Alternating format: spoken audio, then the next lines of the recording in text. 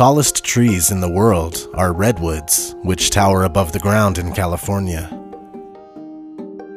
These trees can easily reach heights of 300 feet. Among the redwoods, a tree named Hyperion tops them all.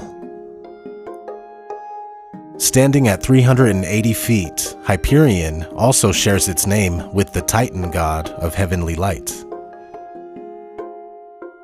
Coming in second for the world's tallest trees is Helios, standing at 374 feet. And for the bronze medal, we have another redwood called Icarus at 371 feet high. Interesting names. Now, the widest tree that we know of is called El Árbol del Tule in Santa Maria del Tule, Mexico. This tree has a circumference of 164 feet, and it dwarfs the town church by a large amount.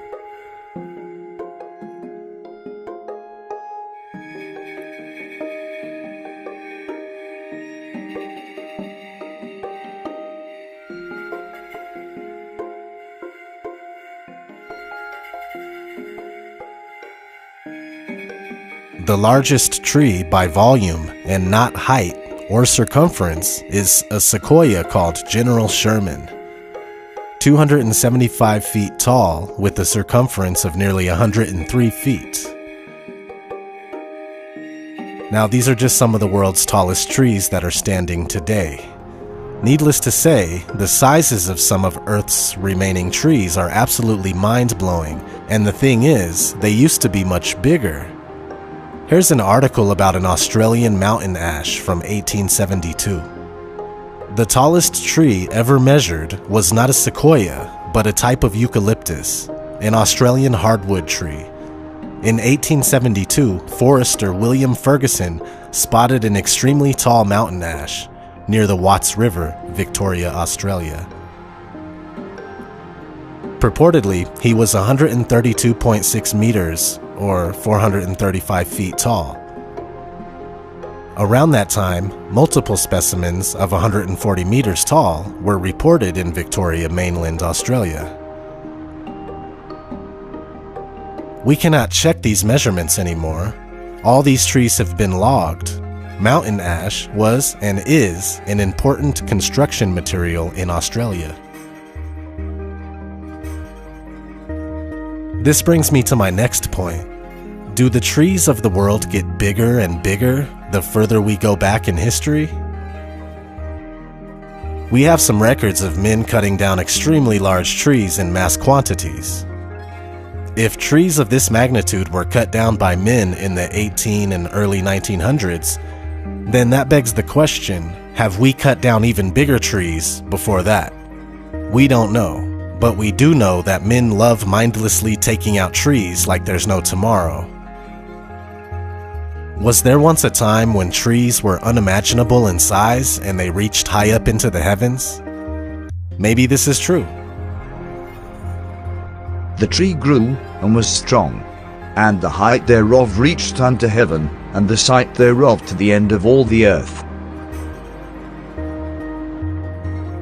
Here the Bible says tree, and I think this is referring only to the world tree, also known as the tree of life, located at the center of the world, and that would be the North Pole.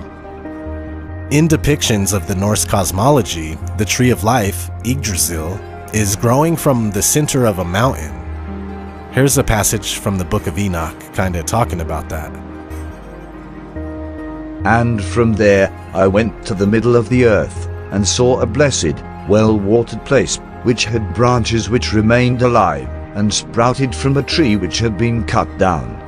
And there I saw a holy mountain, and under the mountain, to the east of it, there was water, and it flowed towards the south. And in the midst of the trees, that of life, in that place whereon the Lord rests, when he goes up into paradise, and this tree is of ineffable goodness and fragrance, and adorned more than every existing thing, and on all sides it is in form gold-looking, and the million and fire lichen covers all, and it has produce from all fruits. Its root is in the garden at the earth's end. End is Eden. Mythologies from all over the earth plane reference a tree or sometimes a mountain there instead. Sometimes both at once, as we have just seen with the depiction of Yggdrasil. Maybe humongous trees used to be the norm. We are told that natural landmarks like the Devil's Tower are made by lava cooling in that shape, and that the lava dries up into neat little hexagonal columns. But when you look into how basalt columns are formed, you will not be able to watch how they are formed. Instead, we are told to just believe that basalt columns are the result of lava cooling down and cracking into hexagonal columns on its own. But when we look at how lava actually works, it never dries like that. It oozes chaotically before cooling down and drying in a random manner. It's merely circumstantial.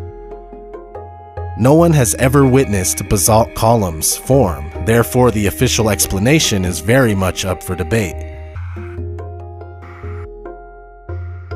So is the Devil's Tower an ancient tree stump? Are there more of these kind of structures? The answer is yes. Everything that we have ever been taught is up for debate, being that we've been taught mostly lies when it comes to where we come from, who we are, what our purpose is, and where we live. Our true history has been changed, rearranged, rewritten, and hidden from us. This video is a joint effort between myself, ODD, Rosette, and two awesome gentlemen named Shaddy and Cracker. We hope to bring forth food for thought, intriguing ideas, and even new information for those that have already been researching this topic, including recently uncovered Freemasonic books from Lebanon that seem to support all this.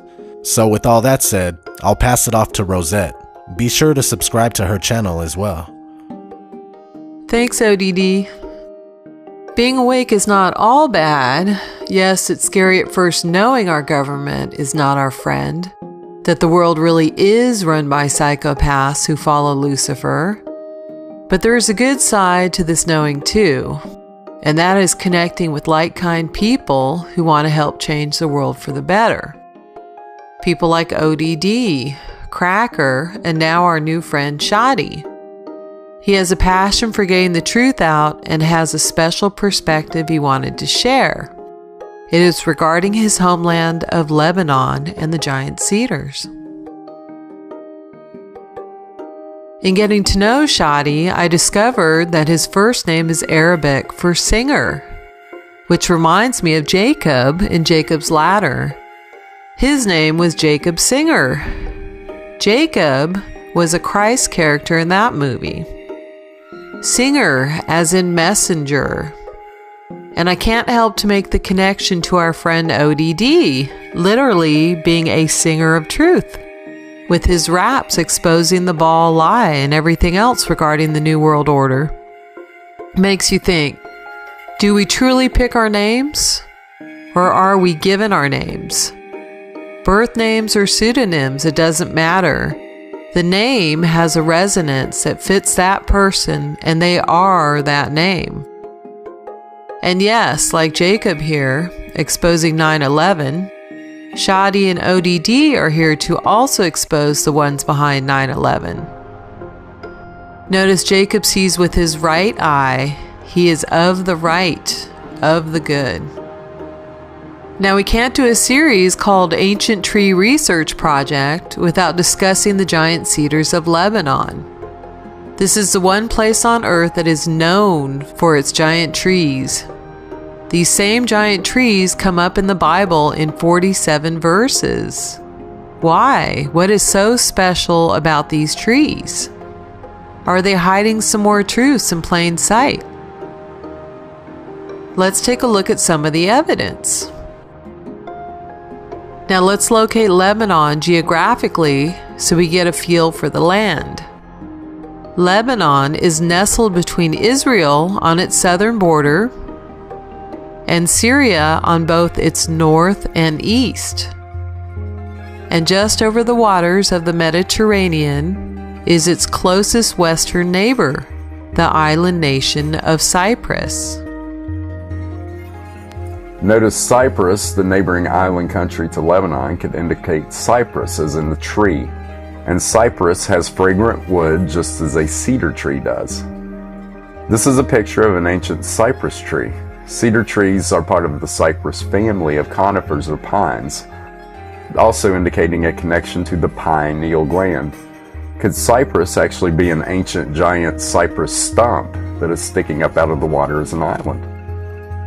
Speaking of Cyprus, Cyprus is visible with the naked eye on a clear day from the highest point in Lebanon, which is called El Araz. It peaks at 3,083 meters above sea level. These mountains get covered in snow during the winter time, except for a place called Arnet Sauda. This is said to be a special place where Noah planted a special seed right after the flood. Remember also that Lebanon is part of the ancient land of Canaan, known as the Promised Land in the Bible. Canaan consisted of Lebanon, Syria, Jordan, and Israel, and was also known as Phoenicia. Now, Lebanon has a unique flag. There's a giant cedar on the Lebanese flag. A giant cedar of life.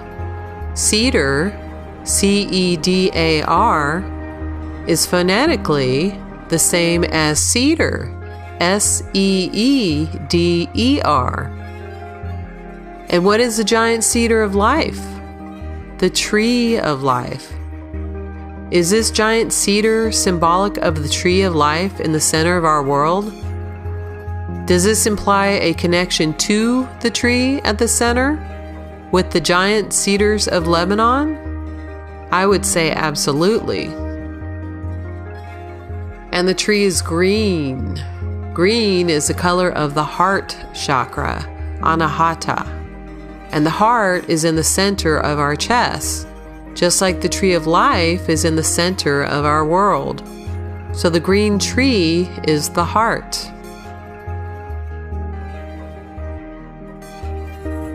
The green chakra could also represent Baalbek, which translates to in your heart. Baalbek is a town north of Lebanon, just behind the Araz. It is famous for its giant structure known as the Temple of Jupiter. The cornerstones of the earlier temple have been found to weigh over 100 tons, and the retaining wall monoliths weigh about 300 to 900 tons each. These blocks and the others are known today as the Baalbek stones and have been the subject of much debate, study, and conjecture over how they were moved and arranged.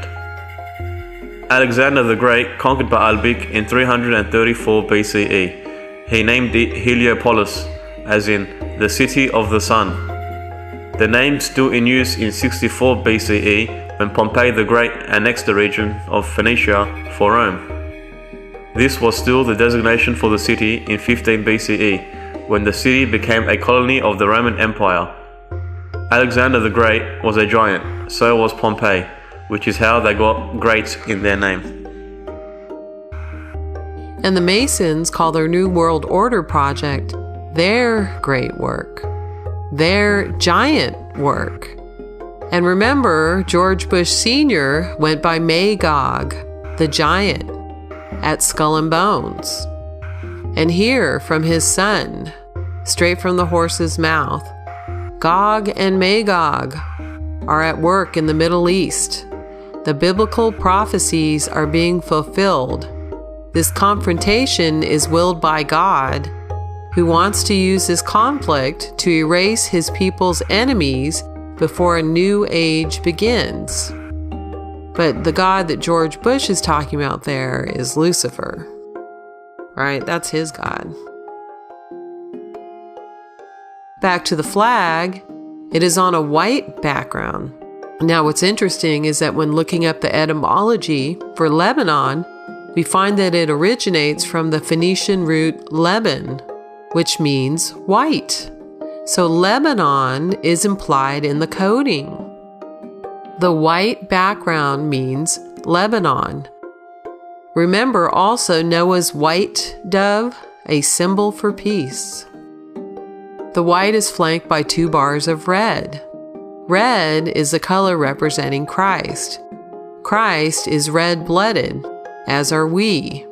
The ones against Christ, the Antichrist, are blue-blooded, like the blue bloods, the royal elite. Blue is the color of the Star of David on the Israeli flag. And we know the Star of David is an occultic symbol consisting of 2 triangles, one pointing up, one pointing down. Each triangle has 3 sides, so 3 and 3 is 33, the number of the Masons. And we know the Masons worship Lucifer. So if the Israeli flag is a Masonic flag and the Masons worship Lucifer, what does that tell us about Israel? And 2 bars of red to show the heaven and earth connection, like we have in Norse mythology, with Asgard, the garden above, or heaven, and Midgard, the middle garden, or earth. The only 2 realms with gardens. The only 2 realms with the red connection. The 2 realms with the red connection.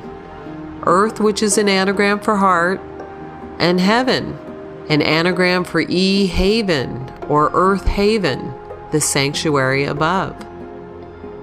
The giant cedars are mentioned 47 times in the Bible.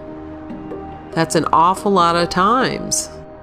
Now we know these trees were giant by particular passages in the Bible. In Ezekiel 31:3 we read, "Behold, Assyria was a cedar in Lebanon with beautiful branches and forest shade, and very high, and its top was among the clouds." The cedars were among the clouds. They have to be pretty tall to be that high. In Psalms 80:10 it states, "The mountains were covered with its shadow, and the cedars of God with its boughs." So the cedars were taller and bigger than the mountains. They shadowed the mountains. Giant cedars, Seeders. And notice what kind of man is associated with these majestic trees. In Psalms 92:12 we read, "The righteous man will flourish like the palm tree. He will grow like a cedar in Lebanon." Remember, Jesus was God's right-hand man, of the right, of good, of God. And how does a cedar grow? Tall and strong, bigger than the mountains, reaching among the clouds. Tall and strong, like Shadi's grandpa, who stood almost 8 feet tall. And so was his brother. Very hard-working men who worked with fruit trees their whole lives down in Quinnabine. The men of Lebanon take after the trees, tall men. Tall men as opposed to giant men. There is a difference between a man, seed of Adam, who grew tall and strong, and the Nephilim, whose offspring were of enormous size. In Deuteronomy 3:11, it states that King Og's bedstead was 9 cubits in length and 4 cubits in width, which is 13.5 feet by 6 feet, according to the standard cubit of a man. So King Og was approximately 13 feet tall if his bed was just a little more than that. And at 13 feet would make him over twice as tall as what is generally considered a tall man at 6 feet. In addition, the Book of Giants, which was found among the Dead Sea Scrolls, was also called the Lost Book of King Og of Bashan. So 6 feet and 8 feet, like Shadi's grandpa, would be considered tall men, while King Og at 13 feet was a giant. So it's on the flag, it's in the Bible. Where else can we find the giant cedars? How about in the landscape? The big mountain is called Al-Araz, which means the cedar in Arabic. It is the landscape and part of everyday life in the oldest Maronite Christian towns and villages which surround the mountain. The valley, or Al-Wadi An-Nubin, is Arabic for the Valley of the Holy Saints, or the Holy Valley. The mountains and the valleys provide excellent climate for growing the most beautiful fruit and vegetables, from apples and olives to pears and cherries. Now, why would a civilization dating centuries ago name a mountain after a tree? It wouldn't make sense unless the mountain was a tree, a giant tree that has been cut down. This cut portion starts at 1800 meters above sea level, which would be equivalent of a 60-story building. And that is just at the base. Notice how this cut portion is already among the clouds, as mentioned in and throughout Ezekiel. The mountain is also home to pine tree forests and cedar tree forests, which is called Az al-Rab, which translates to the cedars of God. And observe how the mountain looks separate from the floor. El-Arez isn't a continuous mound of rock and dirt that slopes to the ground. Instead, El-Arez extends downwards like you see on tree roots at the base of a tree. This also has a flat top, or mesa. Mesa meaning table. Table of the giants? In nature, with erosion from wind and rain, you would not get a level top like a tabletop. You would get an irregular and rough pattern where rock becomes loose and gives way. So a flat top implies some form of cutting or sawing. The coloration is also similar to a tree trunk and can be distinguished from the plain below. This is a view from above. Notice how clear, clean and blue the sky is. Notice how flat and level it is. These photos are from my village in Hasrun. Hasrun is a Phoenician term for fortress, and the town truly is a fortress because we are the oldest Christian village in all of Lebanon, and we have defended ourselves from invaders for 6,000 years. The Phoenicians invented the alphabet and were known as kings of the sea. They dominated travel as they used cedar trees to craft boats and ships. This was because the cedar tree could survive the snowy winters and the salty summers. This tree was durable to the salty oceans all over the world. They traveled to Egypt and Africa, down to the Mediterranean, and even all the way to Australia. They were experts in trade and maintained peace with many different cultures. The Phoenicians were known as the Purple People to other cultures. In the Wadi An-Nubin, or the Valley of the Holy Saints, you can see the caves that the Christians hid in during the invasion of the Ottoman Empire. We have monasteries here that were built in the 1600s, so over 400 years ago. My uncles have worked in them and have first-hand knowledge of giant bones being discovered in them years ago, until the church came and took them away. Doesn't that sound familiar? Like whenever they discover giant bones in the US, a team from the Smithsonian Group comes by and hauls them away, never to be seen by the public again. Smithsonian. Smith is code for Mason. Both the church and the Smithsonians are hoarders of true knowledge of our world, sharing the same allegiance. Let's take a look inside the monastery of Addisha.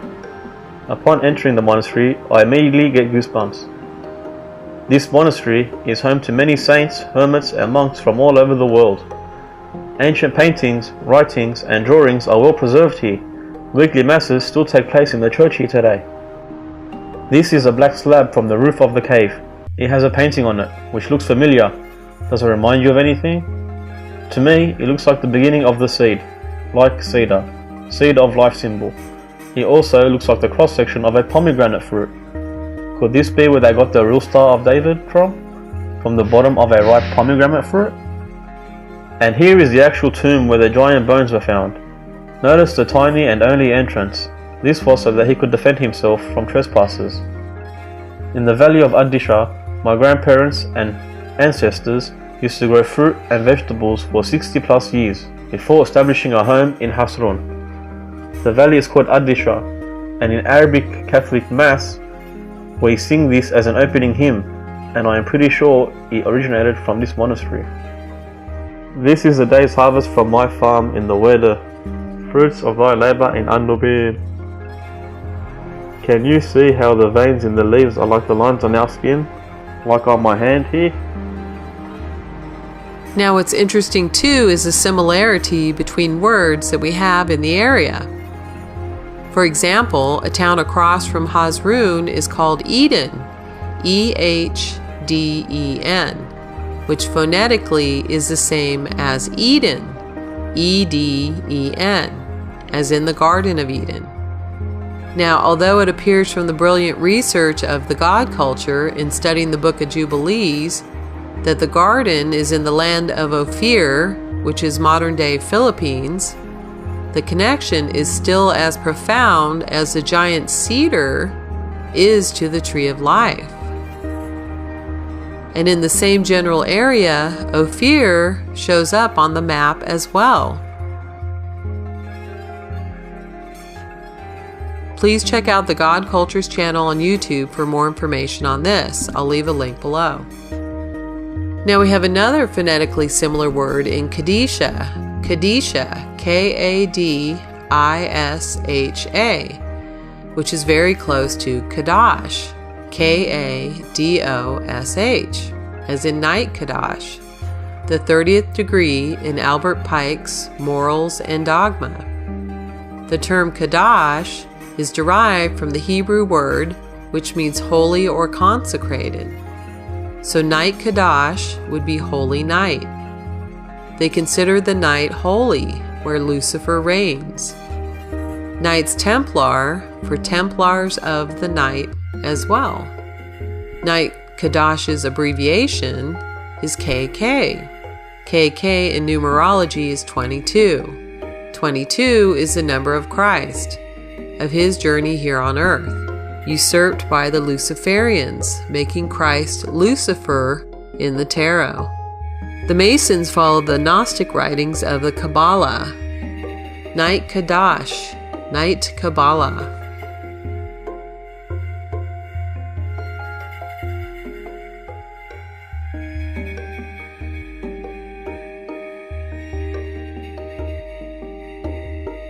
Just a note here, Kadash sounds like it might be related to the Kardashians or the Kardashians.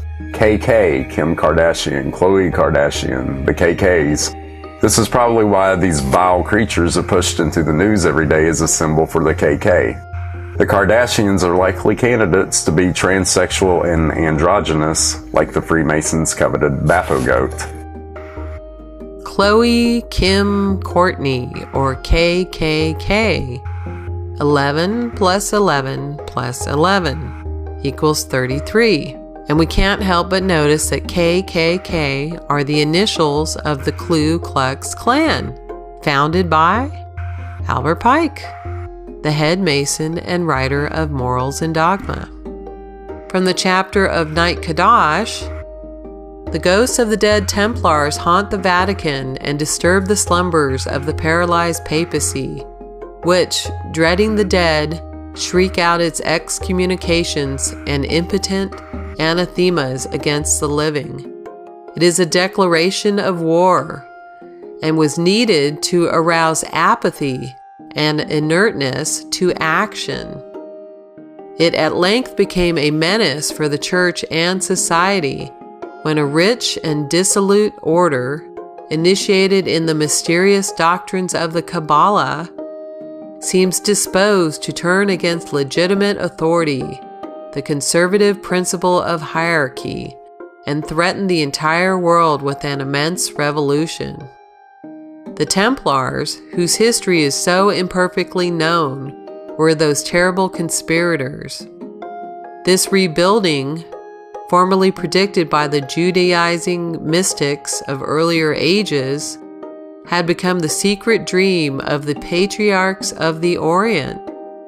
The Temple of Solomon, rebuilt and consecrated to the Catholic worship, would become in effect, the metropolis of the universe. The East would prevail over the West, and the patriarchs of Constantinople would possess themselves of the papal power. Trumpets. And notice they're both wearing blue ties. Blue ties for Israel. Blue is the color of Lucifer. And they make sure to have the Christmas tree that looks like a cedar on Trump's right. Behind Trump, it looks like a mountain landscape with little cedars peeking over his left shoulder. On the left behind Pence, we have the flag in a pyramid shape. The stars are laying sideways, so they have the appearance of pentagrams with the 2 points at the top of each. And it's topped by an eagle or phoenix, symbol of the Masons. It's kind of like their version of the tree behind Pence. Man-made as opposed to God-made. Another random thought about pagan Christmas is that it is centered around trees and decorating them in materialistic rubbish, while hiding the true essence of trees and their true nature, power, and purpose of them in our world. The Christmas tree with the star on top, or the Northern Star, is a representation of our old world. The decorations are meant to be the fruit, and the gifts under the tree are meant to be the blessings of life, to provide food and shelter for all life on earth. The trees don't grow fruit for itself to consume. Every single aspect of a tree, from the roots to the bark, to the vines and the leaves, and right down to the fruit, all hold deep, sacred, and special healing powers for the human body and the entire environment that the tree is surrounded in. I totally agree. Many say it's a pagan symbol and make it bad, but it was usurped and made that way. Originally, it was a symbol of our blessings. However, one thing people should be aware of, we should use live trees, trees with their roots intact, not cut trees. Cut trees represent the giant trees that they cut. So by having cut trees in our homes at Christmas has us unwittingly giving our blessings to this horrid act. Live trees, trees that we should plant after Christmas, add beautiful trees to our plain instead of subtracting them from it. Like the forest of Lebanon, which only covers 13% of the land in present day. There are 41 mentions of trees in the book of Enoch. Here's one of the more fascinating ones. This is from the book of Enoch, chapter 32. And after these fragrant odors, as I looked towards the north over the mountains, I saw 7 mountains full of choice nard and fragrant trees, and cinnamon and pepper.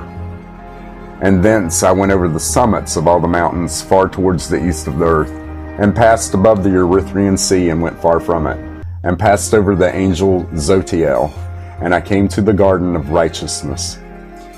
And from afar off, trees were numerous. These trees and great 2 trees were there, very great, beautiful, and glorious, and magnificent, and the tree of knowledge, whose holy fruit they eat, and know great wisdom. That tree is in height like the fir, and its leaves are like those of the carob tree, and its fruit is like the clusters of the vine, very beautiful, and the fragrance of the tree penetrates afar. Then I said, how beautiful is this tree, and how attractive is its look? Then Raphael, the holy angel, who was with me, answered me and said, this is the tree of wisdom, of which thy father and old in years, and thy aged mother, who were before thee, have eaten, and they learnt wisdom, and their eyes were open, and they knew that they were naked, and they were driven out of the garden. Notice how similar the tree looks to the tower card in the tarot deck, at the bottom of which looks like a tree. Notice the base is among the clouds, just like El Arez looks like this base and is among the clouds. With Trump still in mind, look at the next picture. It's Trump Tower. Trump Tower is the Tower of Babel, replacing the Tree of Life. Man-made tower as opposed to Cedars, Seeders, God's towers. Let's continue with the Kadash quote. Sword and trowel, the Templars' insignia, concealed themselves as brethren masons. The trowel of the Templars is quadruple, and the triangular plates of it are arranged in the form of a cross, making the Kabbalistic pentacle known by the name of the Cross of the East. Thus, the Order of the Knights of the Temple was at its very origin devoted to the cause of opposition to the tiara of Rome and the crown of kings, and the apostate of Kabbalistic Gnosticism was vested in its chiefs. So the Cross of the East is a symbol of Kabbalistic Gnosticism. Notice Crowley's Cross of the East to his right. And what is written next to it? Baphomet. Remember that word, it will come up again shortly. And here, with the sovereign commander of the Masons with his Cross of the East on his fez. Notice the tint of this photo? It is purple, Phoenician purple. We continue. To acquire influence and wealth, then to intrigue, and at need to fight, to establish the Johannite or Gnostic and Kabbalistic dogma, were the object and means proposed to the initiated brethren. The papacy and the rival monarchies, they said to them, all sold and bought in these days, became corrupt, and tomorrow, perhaps, will destroy each other. All that will become the heritage of the temple. The world will soon come to us for its sovereigns and pontiffs. We shall constitute the equilibrium of the universe and be rulers over the masters of the world. Did you catch that? And they will be rulers over the masters of the world. The Templars, like all other secret orders and associations, had two doctrines, one concealed and reserved for the masters, which was Johannism, the other public, which was Roman Catholic. Thus, they deceived the adversaries whom they sought to supplant. Hence, Freemasonry, vulgarly imagined to have begun with the Dionysian architects or the German stoneworkers, adopted St. John the Evangelist as one of its patrons, associating with him in order not to arouse the suspicions of Rome, St. John the Baptist, and thus covertly proclaiming itself the child of the Kabbalah and Essenism together.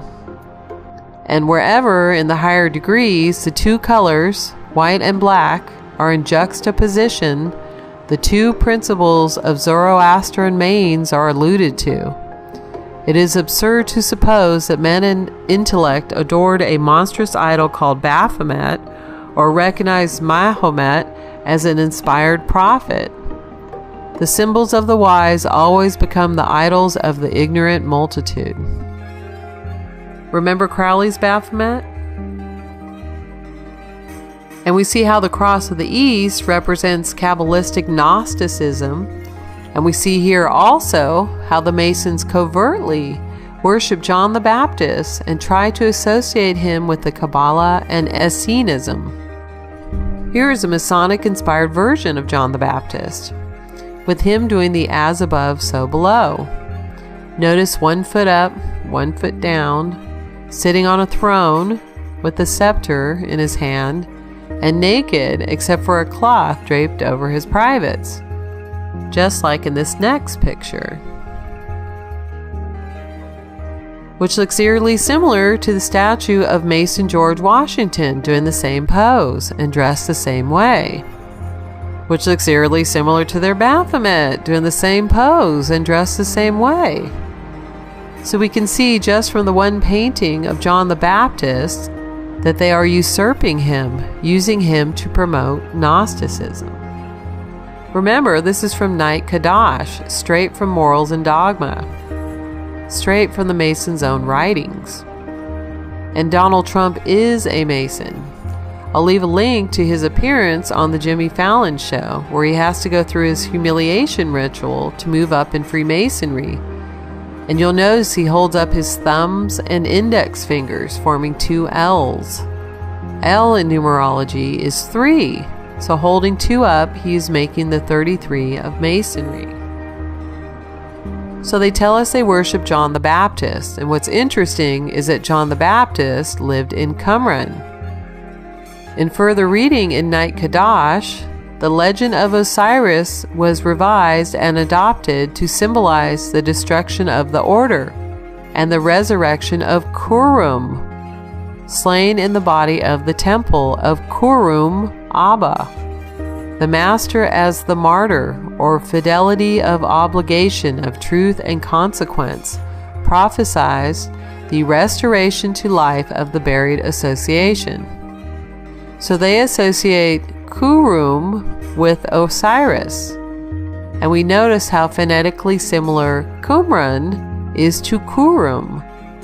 We are in the land of the Phoenicians, no less. The Dead Sea Scrolls were found in caves in Qumran. The Essenes did not live in Qumran. They lived above En-Gedi on the southwest shore of the Dead Sea, with 5 villages in between. There were no Gnostic texts found with the Dead Sea Scrolls. The Essenes were Gnostics, as we just read straight from the Masons' writings. They were not even mentioned in the Bible. The Gnostic texts were found in Alexandria, Egypt, nowhere near Qumran. And notice how similar the place where the scrolls were found are to a modern-day cedar tree's base.